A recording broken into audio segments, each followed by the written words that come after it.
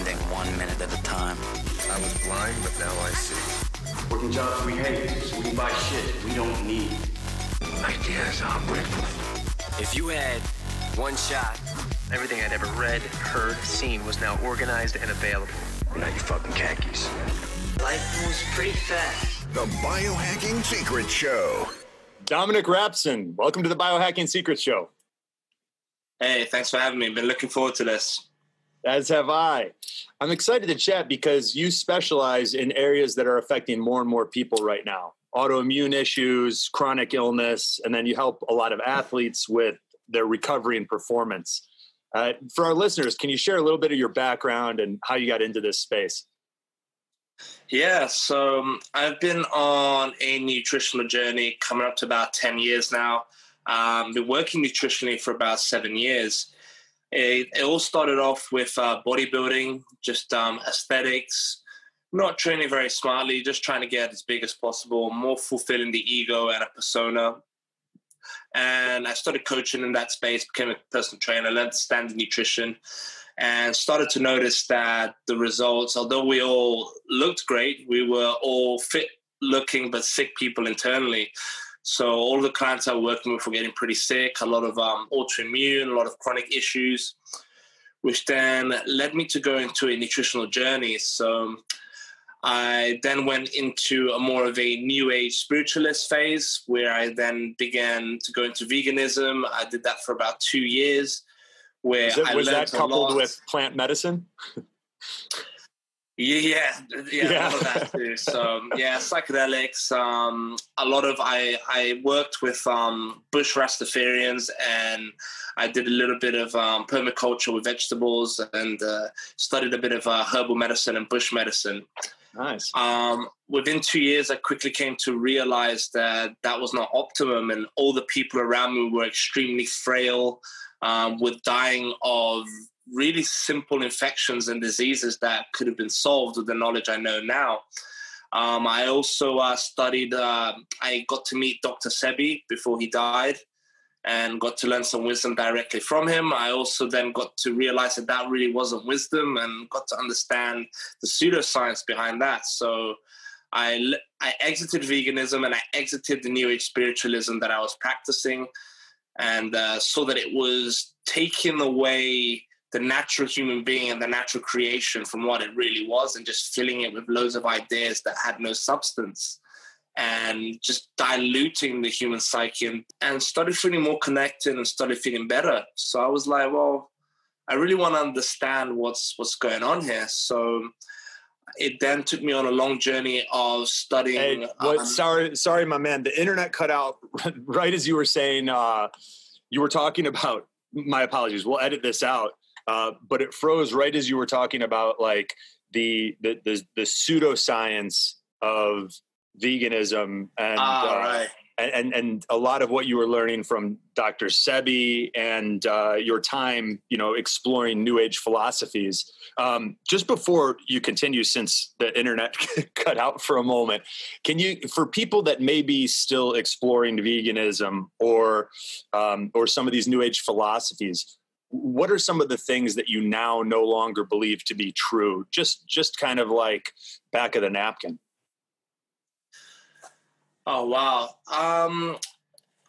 Quite a few things. So mostly like the nutritionally wise alkalinity of the body. So if people are still believing that, they really haven't looked into biochemistry of the human system. So I can go into this further, much deeper later through, but basically how alkalinity is only regulated through breath.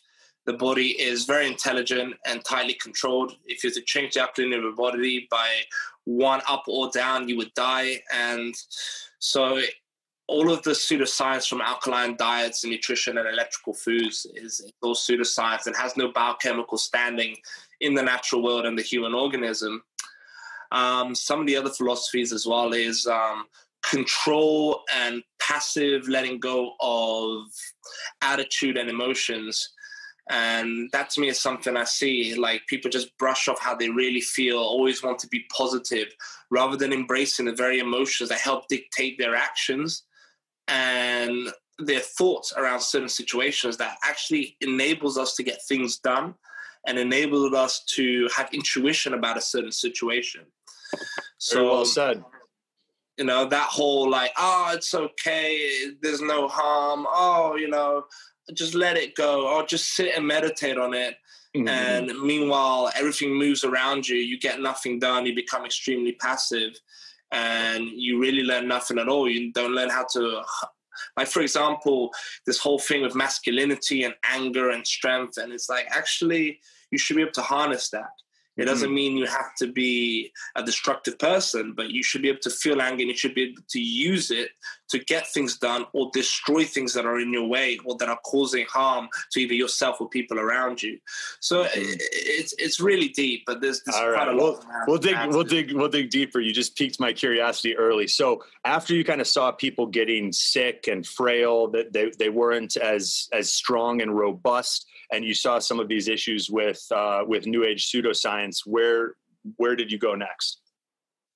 So from there, I went back to eating meat. I was always a hunter. I used to spearfish mostly as well. And so I connected back with the ocean, and I was spearfishing a lot. I'm really connecting back, using my physical robustness, using my mental acuity, and getting more of that robustness and mental acuity from eating flesh again. And I was like, there's something to this. Like, I need to understand why.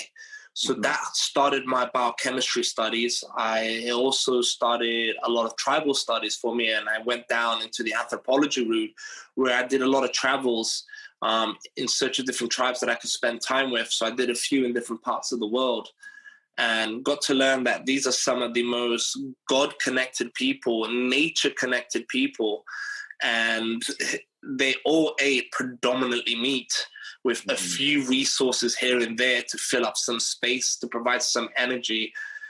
And these people were extremely hardy, extremely robust, and they had little disease. And for every tribe where there was a civilized area, they were all on high grain, high sugar, high vegetables, less meat, and all were not in the same shape and not in the same health. Mm-hmm. So that sparked a lot for me. I carried on then. I studied with the Czech Institute, did a lot of holistics that way, and then I started to apply holistics to see the human being as a whole. Mm-hmm. And I started doing metabolic typing, blood typing, started to see that also was very pseudoscience. There wasn't any biochemistry behind it.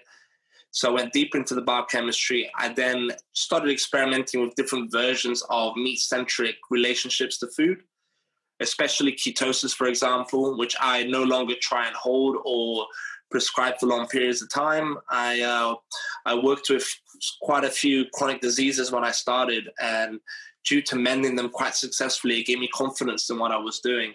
I then stepped up to a carnivore relationship to food and have been carnivore for the last 3 years. So that's it in a nutshell, really. Yeah, so a lot of interesting things for us to explore. One of the things that I've been reflecting on a lot lately, and I'm curious what your thoughts are. It seems like, you know, if I had to summarize out of all of the biohacks, ancient ancestral wisdom and practices, and modern science, what seems to help most people most of the time is living closer to nature. And it seems like we have a lot more, call it metabolic flexibility and adaptability when we are living close to nature. And many of the diseases that people are experiencing today, you know, this laundry list of things that we're just like continuing to give these symptoms that we keep giving new names, if you know, based on the various combinations of them. It seems like so many of them disappear when people are living, you know, closer to nature and eating food that is alive or was alive and also lived close to nature. I'm curious what your thoughts are on that. No, fully agree. I'm totally on board with that. That's why I think like biohacking is so important also, and has a huge name right now, because people are noticing that the more if we're living in this environment that is man-made and constructed and the energy is completely man-made, the more you can biohack yourself closer to nature and nature's rhythm, the greater the results. So I would say that 80% of what I do is holistic. The other 20% is the nutrition. So I'm fully on board with that. The more we regulate, and anybody that works with me, they know that the adaptation symptoms, although I put them on a meat-centric relationship to food, I have my specific reasons for that, but they have a long list of protocols to change in their lifestyle for them to see any difference. Yeah. What are some of those protocols that you've seen have a big impact on people that are dealing with, let's say, like autoimmune issues, chronic illness, mystery illness? What are some of the first changes that you have those individuals make? Well, generally, like assuming for most, there's obviously the odd case here and there, but most of them is nervous system irregulation, metabolic syndromes, mitochondria not appropriately functioning, and chronic adrenal stimulation. So those are generally the things we have to address straight away in most people.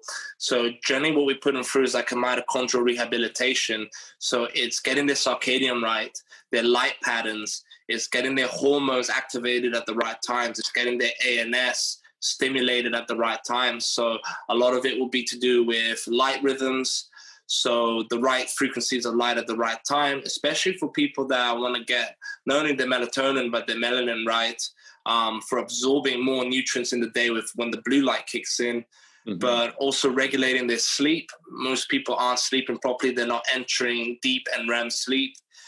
Usually that's to do with their cell windows. So optimizing the times of when they eat and when they fast, making sure that their fasting is not adding more stress onto their body on top of what they're doing already. So it's basically I'm hacking their body back into a rhythm with the stimulation that they have from be it relationship, families or work or environmental stimulus, that their adrenals can get a chance to relax. So their cortisol levels aren't very high, and just try to balance the blood with the nervous system back and the hormones functioning at the right time. So yeah, it's a lot. Most people are constantly suffering with this, too much engagement, too much stimulus all the time. So it's all about dampening that down. And if they can't dampen it down due to their life circumstances, it's using the biohacks to try and make the body better able to deal with that stress. Yeah. Some of the things that we'll do with clients is, starting out with just getting that sunlight early in the morning, close to the time that you're waking up, especially to your eyes and skin, especially if you're living in a part of the world where you can, get some skin exposed. And it could be as simple as, having like a cup of tea or getting your morning hydration outside. And, or if the individual, if their adrenals aren't in too rough a shape and they do all right with coffee, having a cup of coffee outside, and then decreasing some of the artificial blue light in their indoor environment and, the amount of time that they're interfacing with technology. And, but there are a lot of cases where I see people still having difficulty sleeping, where and especially if they're tracking their deep and REM sleep, having a hard time getting both of those optimized. Is that a pattern that you've seen in individuals that are dealing with autoimmunity and chronic illness? Not in all, but most people that are lacking like energy or waking up groggy still, it's sometimes it's not even to do with the inflammation that's going on in their body.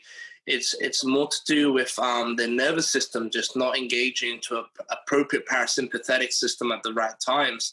So mostly this has to do with a lot of people's eating patterns. Once we get their cell windows at the right time and we allow their mitochondria in their body to start shutting down at the appropriate time, we start to see that their sleep improves dramatically. So usually within a week or two of getting the right cell window for people, you start to see that their sleep and how they wake up feeling restful, it dramatically changes. And obviously tying in not only the cell window, but of course, like getting in the sunset and wearing like the blue blockers at night is a huge part of it also.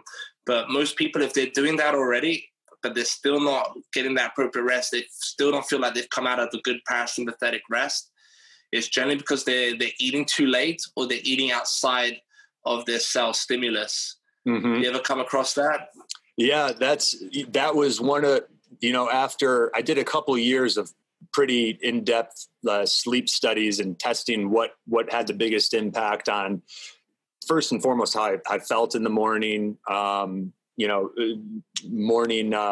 morning wood, which is I generally consider to be a sign of a good night's rest, and optimizing deep and REM sleep. And the number one thing for me that throws it off is if I eat too close to bed. Like if it's not 2.5, 3 hours before bed, I don't feel as well rested the next morning, and my sleep score is far inferior.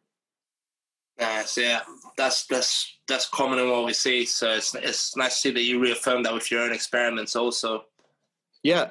So let's talk a little bit about the causes of autoimmune issues and chronic illness. Does it go beyond the circadian biology that we've discussed, and these light patterns and eating patterns?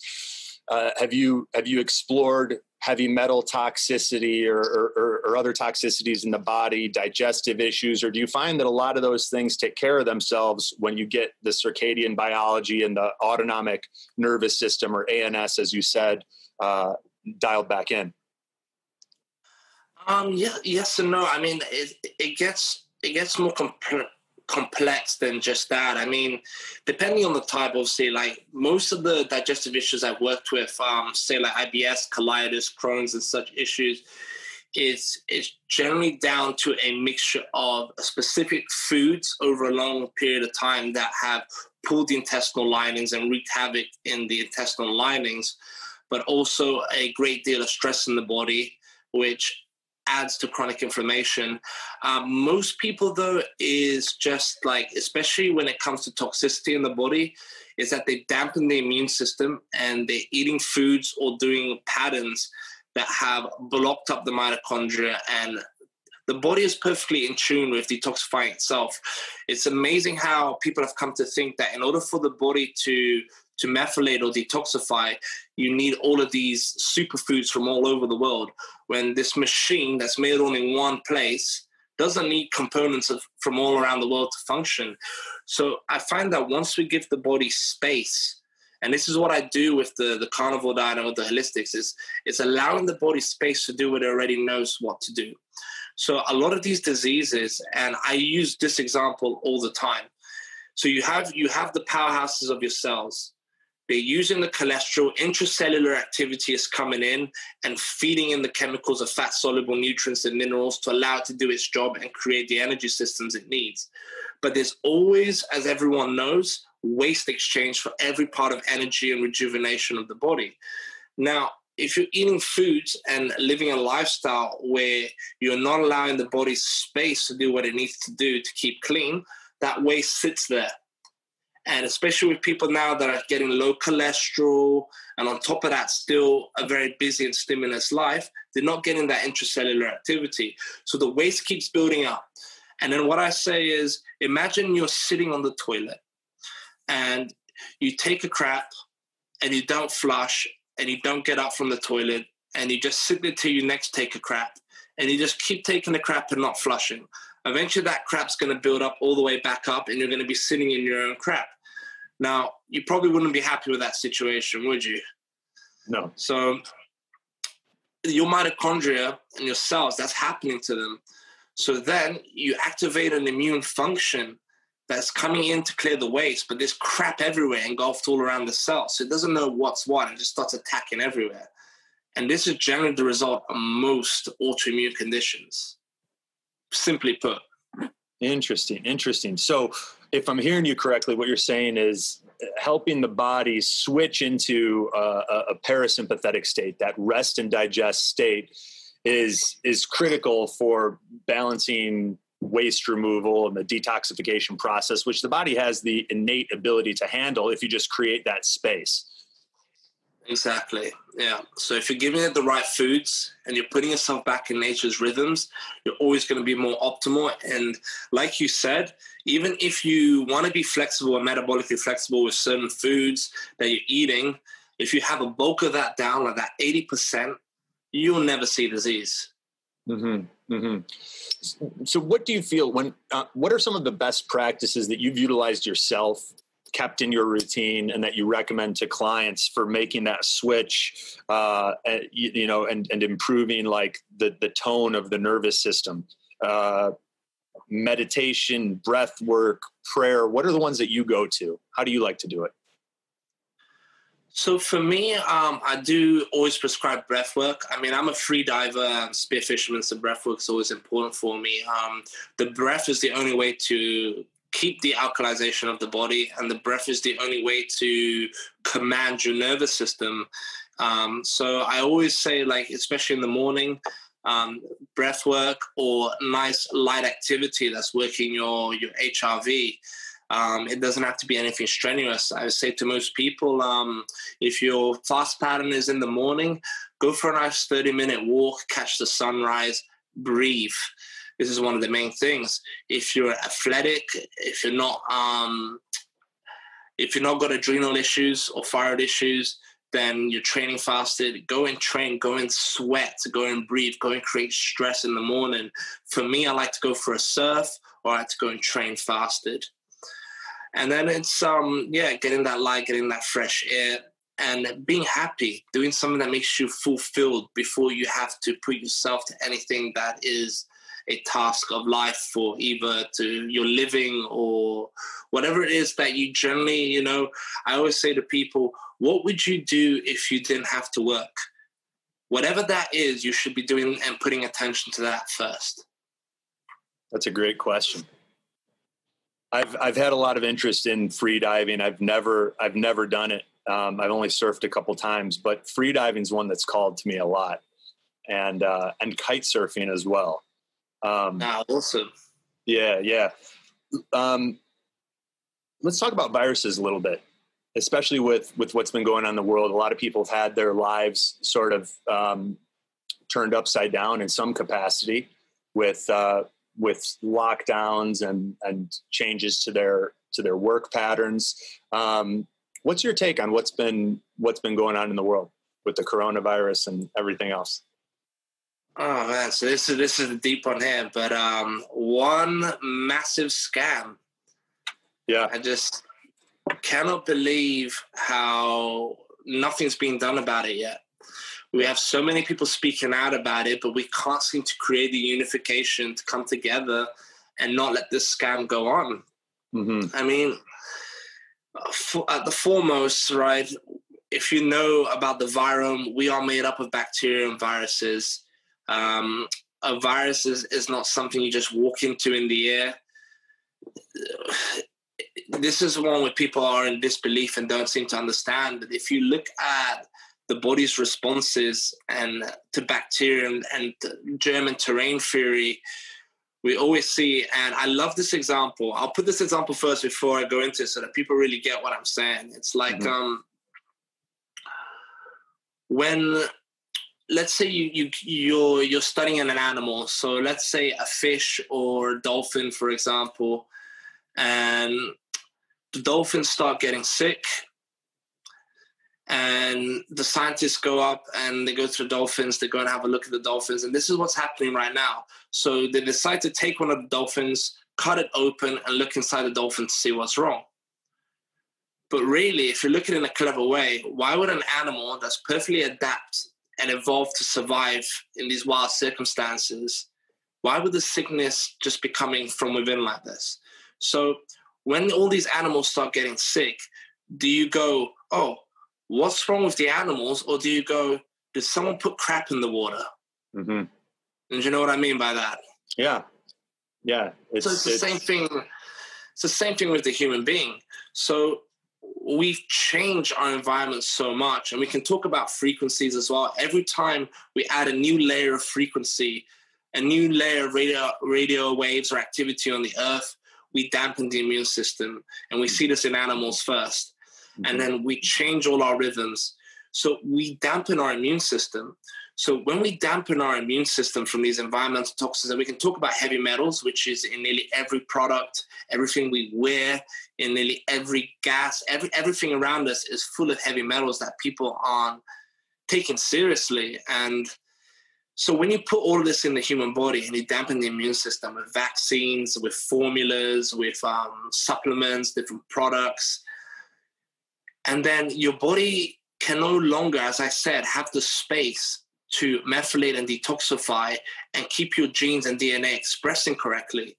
Mm-hmm. So therefore, nature sees that as you are unfit to live, and you start to get a viral breakdown in your own body. So it's not something you're catching from outside. It's something your cells are releasing as decay, and then your immune system has a reaction to it. Now, once in a while, we all get this. It's like a seasonal cleaning of the body.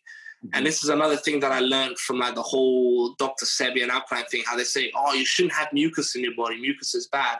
Actually, mucus is excellent. It's the first line of defense in our intestines, in our airways, pathways. It's the first line of defense. So that's why you develop loads of it during a virus, because it's your body engulfing all of these toxins and waste coming from your body and expelling it out through all of your pathways of elimination.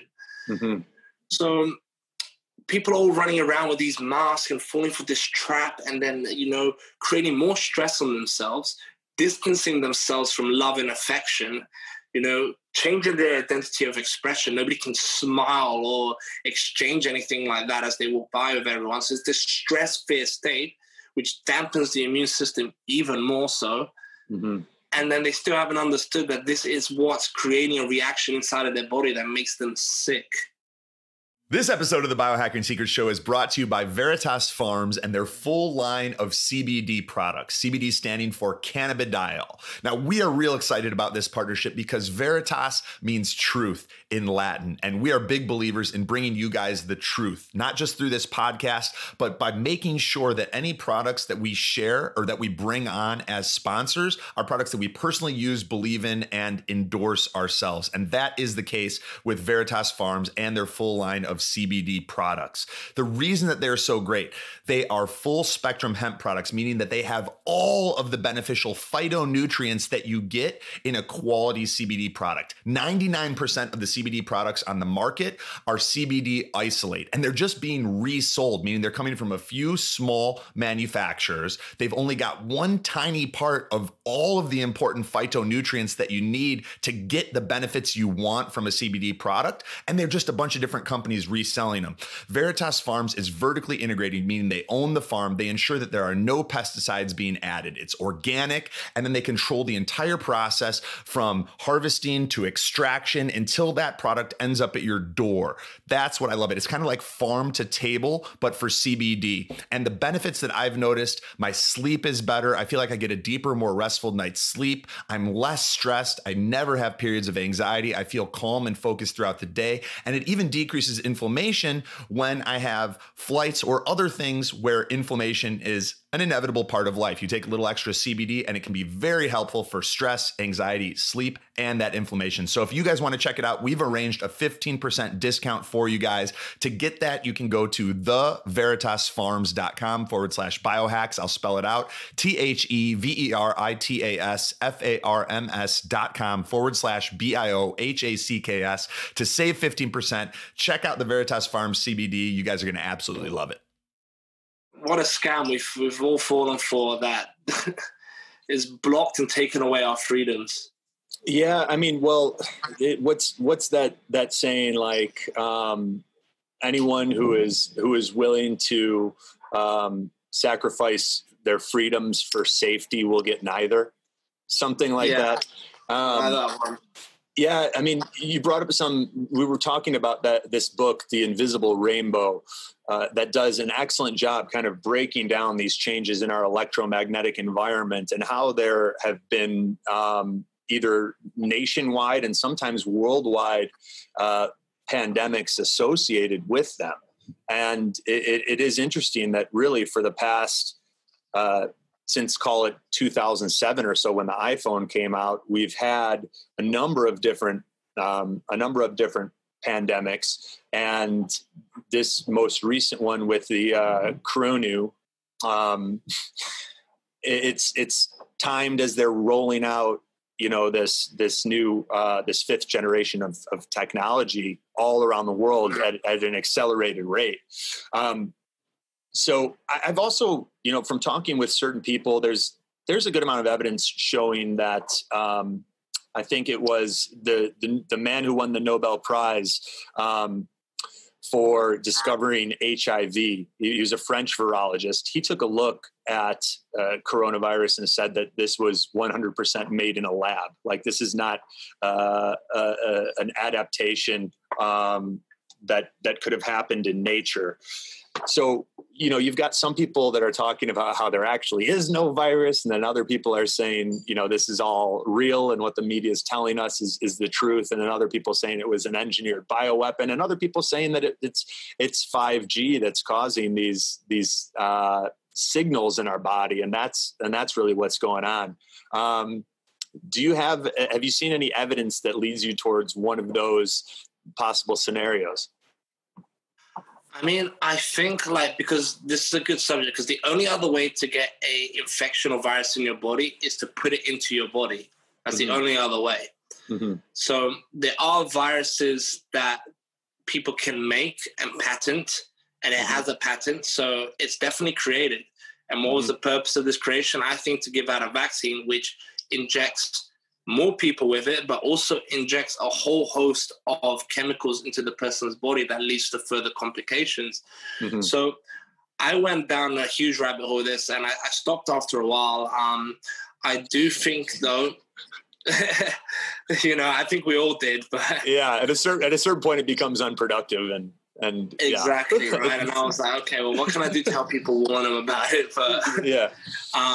I do think that this specific viral infection, the reason why everybody hasn't really got it and is not getting it, and everyone that does get a virus is just another flu, because that's one that breaks down from us and has for a long time. But anybody that has got the actual corona is somebody that would have either had it injected in them. So yeah, it's made.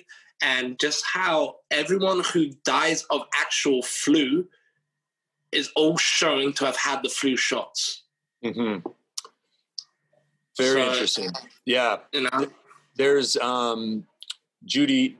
I'm not going to name people just because of, you know, algorithms and whatnot, but there's a number of well-regarded and world-renowned virologists that have connected dots, saying that, you know, what they're testing for may even be included in the flu shot. And that's part of what's resulting in these positives. But we also need to remember that there have been liberal freedoms made from the beginning on symptom-based diagnoses. So symptom-based diagnoses have been allowed to take place from the very onset. You know, there was the issue with the tests, so they were allowed to do that. And then just recently, I was listening to a doctor who he got a call that he had been contact traced, and because he was like within 15 feet of someone that had tested positive. And they asked him if he was experiencing any symptoms. He said no. They asked him to quarantine, and he said, absolutely not. I have no symptoms, and I'm healthy. And they said, all right, well, we're going to need to follow up with you, you know, every day this week to see if you have any symptoms. And then he said, hypothetically, if I told you that I did have some of these flu-like symptoms, would I count as a positive case? And they said yes. And his jaw dropped. He walked into the other room where he had 4 of his colleagues, and he put it on speakerphone, and he just repeated it. He's like, so let me make sure I understand this correctly. You're saying because I was within 15 feet of someone who's had a positive test, you calling me right now, if I told you that I had any flu-like symptoms, you would count me towards the total coronavirus cases? And they said yes. And all of his colleagues looked at each other. So there's just a lot of inflation going on, and a lot of numbers that if you just saw the fear porn on the news, it's easy to overlook, right? So yeah, I think you and I have both experienced that going too deep down the rabbit holes, it can be unproductive and you know, not benefit your state. You know, it can get you to a place of frustration or anger or fear, some of these lower vibration, unproductive emotions, which are, you know, the exact opposite of where we want to be. So exactly. What are some of the recommendations that you've been making, and some of the things that you've implemented in your own life to stay positive, and and any shifts that you've integrated into your routine? I mean, for me, it's especially like living here in Bali. It's quite easy, you know.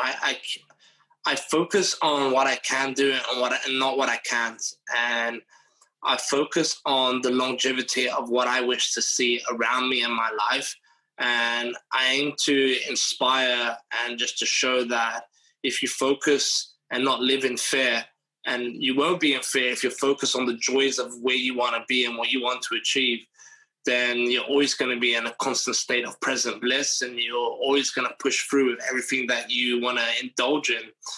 So for me, it's experience and get busy with the simple things you enjoy. And it doesn't matter what that is. For me, my days are full, you know.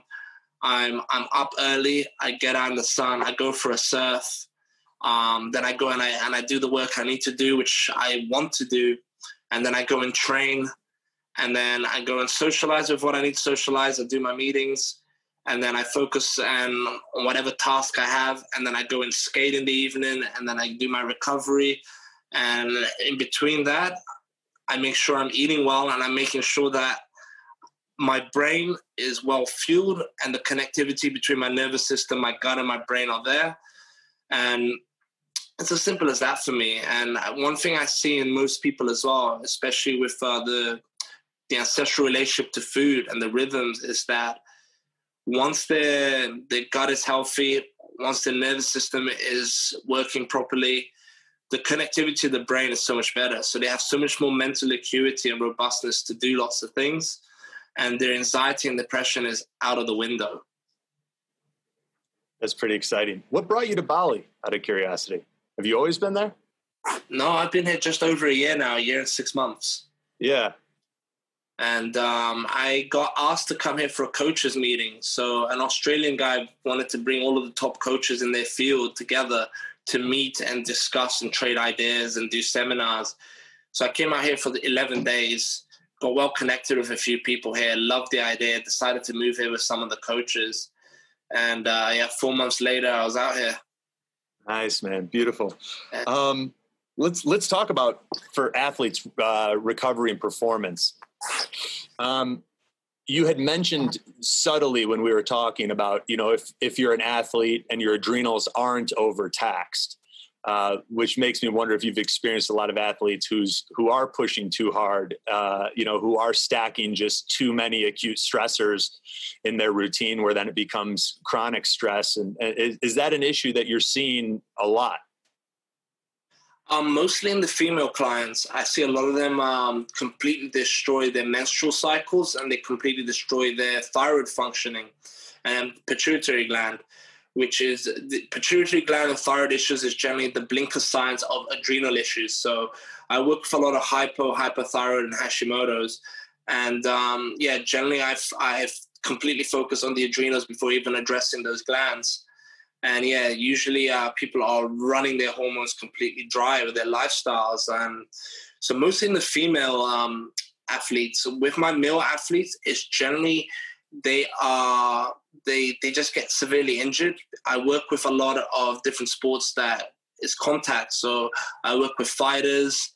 I work with not only kickboxers, fighters, jiu-jitsu, but my main at the moment where I have the most professional athletes I work with is rugby. So rugby union and NRL, National Rugby League. So a lot of Australians, a lot of New Zealanders, Samoans.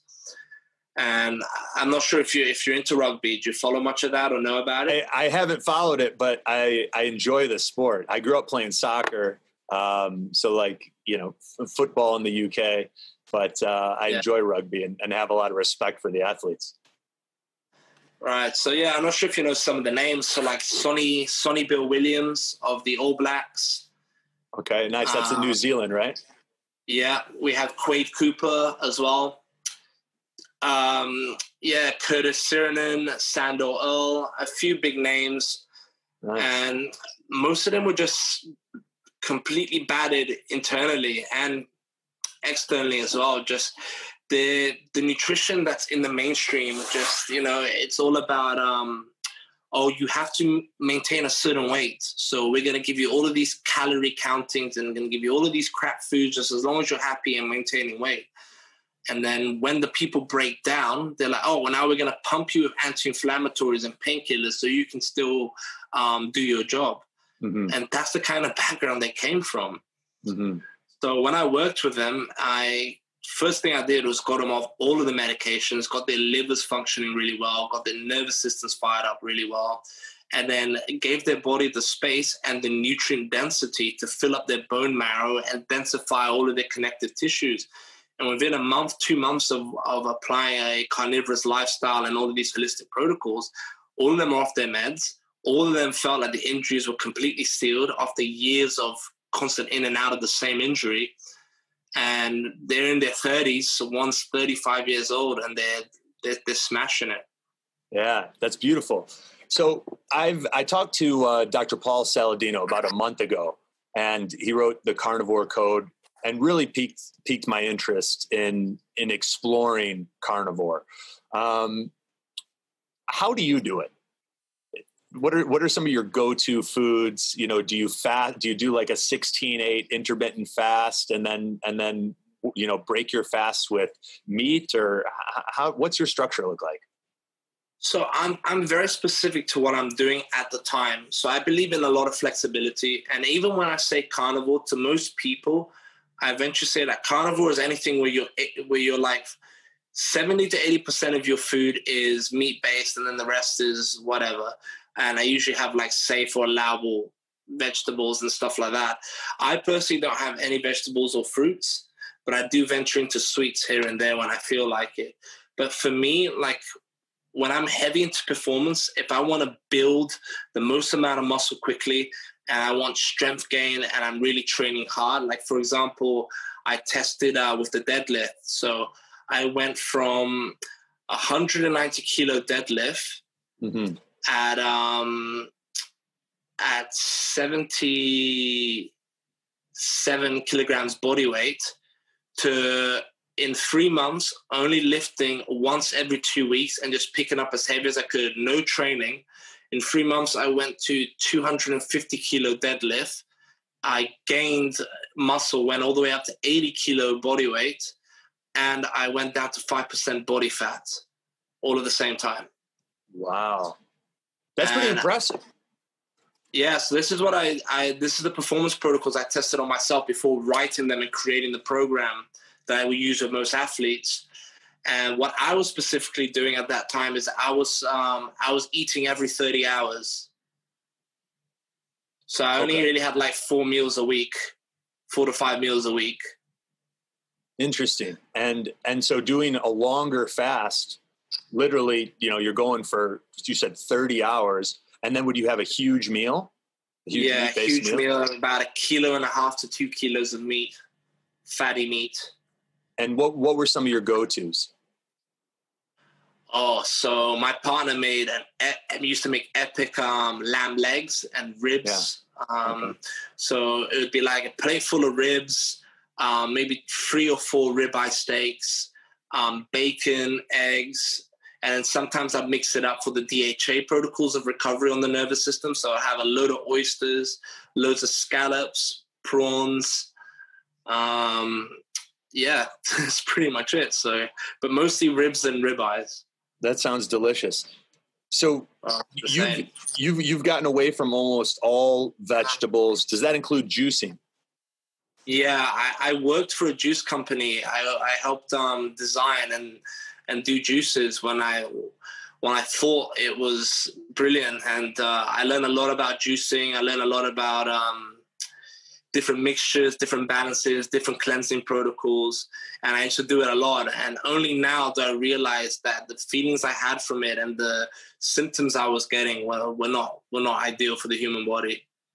Do you think that a lot of the benefits that you initially experienced from juicing were from removing some of the foods that were irritating your gut, your nervous system? Yeah, I think like the thing with like how juicing works is that, especially for some people that go, oh, this guy went on a juicing cleanse and look, he healed everything. It's like, well, actually, you're using the same mechanisms that we're doing in ketosis and carnivore with the juicing, because you're at such a low rate of energy, and you're actually resting your digestive system to a point. So you're actually igniting the same physical responses as ketosis and carnivore. That's why it can actually work. The only thing is that there's certain things I felt in the brain and the nervous system that was actually a chemical alertness response. It was actually a sign of danger. And bitter in the natural human palate means danger. It's how we knew that foods had toxins. So when I was drinking all of these juices and getting this like energy, it was actually an adrenal reaction to the danger.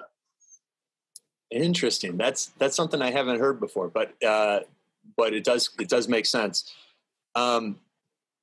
Lastly, like anything that you feel you want to share with our listeners based on what's going on in the world, or common mistakes that you're seeing people make, or even just if someone's listening to this and what you said earlier about, if money didn't matter, think about the things that you would be doing and make sure those are a part of your day. You said it in different words, but like, that's something that I have a tendency to get away from and to get caught up in the work stuff.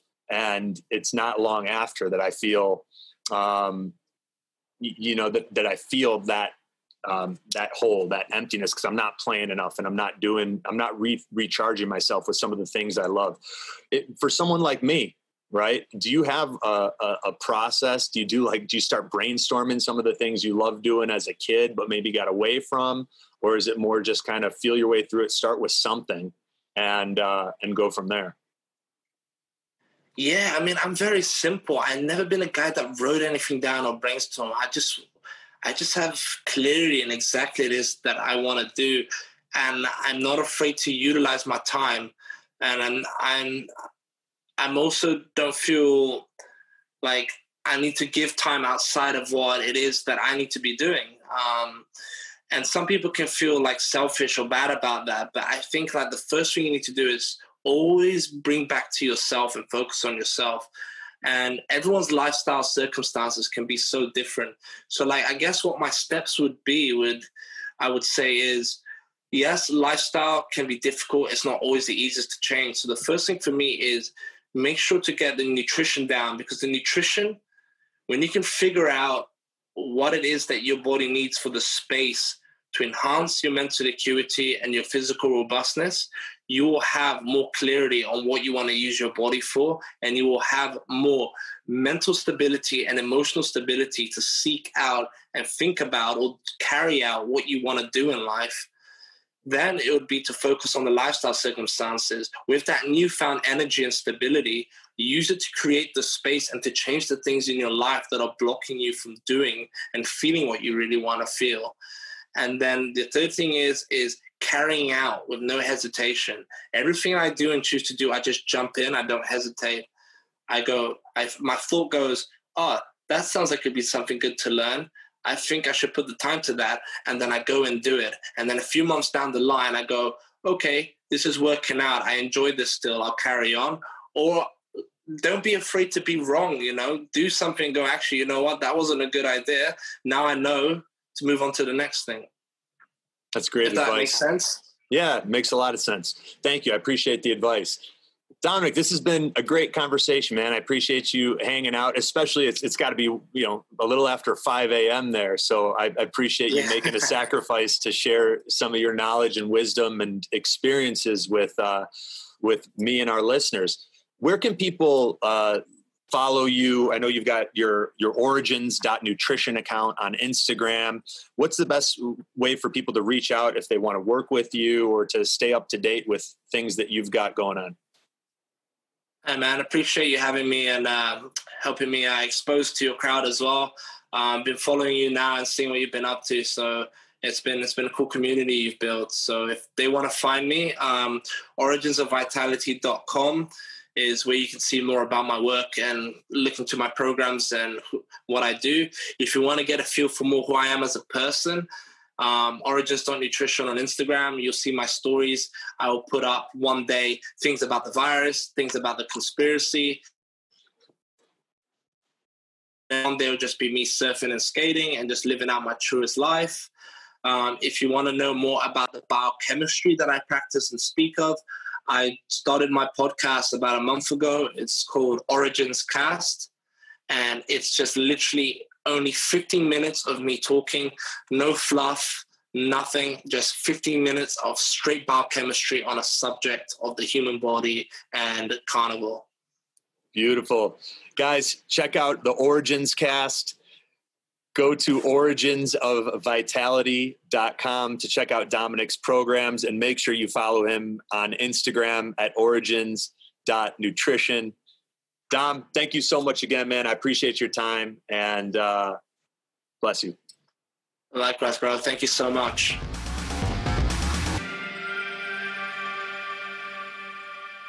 What's up, guys? Anthony here, and thank you so much for listening to this episode of the Biohacking Secrets Show.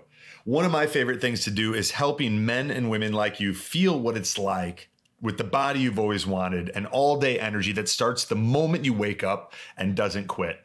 Over the past decade, we've created a proprietary health assessment that helps me to identify the unique toxicities and deficiencies that may be holding you back from the life that you deserve. And what we've discovered in doing this with now thousands of CEOs, executives, professional athletes, businessmen, Hollywood celebrities, and entrepreneurs is that there's always room for improvement and optimization. Whether you're already performing at a high level or you have that feeling inside your heart that you're capable of more, the single fastest way to unlock your potential is to upgrade your mind and your body. And there's no program on earth that does that faster or to a greater magnitude than our one-on-one consulting program at www.biohackingsecrets.com/coaching. We start with our proprietary health assessment that screens you for vitamin deficiencies like A, D, magnesium, iron, etc., high cholesterol and heart disease, high blood pressure, digestive disorders, hidden infections like Lyme, Epstein-Barr, parasites, SIBO, Candida, and more that can just drain your energy in the background, especially if you don't know about them.